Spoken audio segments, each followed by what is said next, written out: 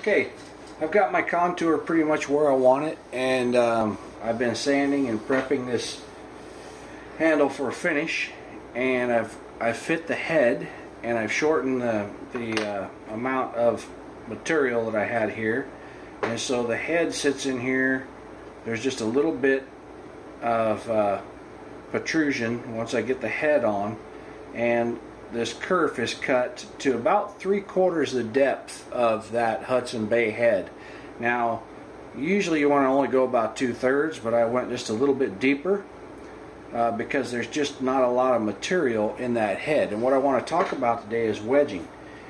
A lot of times people will just take their wedge and insert it and drive it in. Now, this material isn't doing any compression, so the first 3/16 of an inch isn't really doing much compression. Yeah, it's guiding the kerf a little bit, but it doesn't need to be there. I want to get as much compression out of this yellow poplar as possible. I want it to really compress. I want to really get up that wedge as quickly, especially with such a short head. Short meaning from the top to the bottom, not short this way. So normally I would use a longer wedge. So like this wedge would be one for this homestead, right? It's got a lot of good depth. 2/3, you know, would be about right there. Plus, it's got the width for it. But what I need, because I got such a short head, is I need to get into the wedge quickly. I need a shorter wedge that's just as wide at the top, but it's just a steeper wedge. And the other thing that I do in order to get more compression is I'll take and I'll stick it in the kerf where it just sticks like that, and I'll draw a line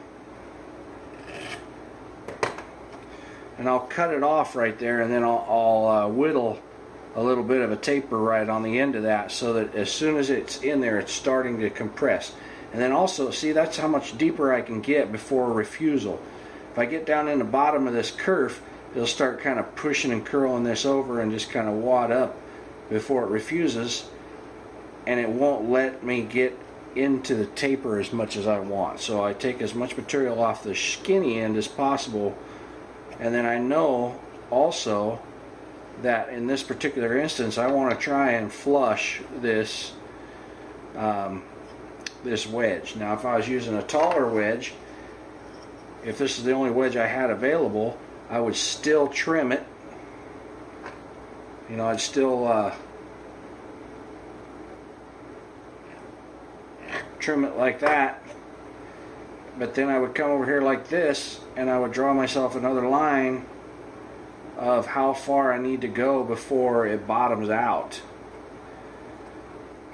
And so then I draw another line on there. I just rough in a line like that, so that as I'm driving it, I kind of know how far it's going to go before it actually gets to the point of refusal. Sometimes they'll stop a little bit short, and that's okay, because they've compressed as much as they can compress. But you really want to try and get that wedge as deep in there as possible. So that's how I do wedges.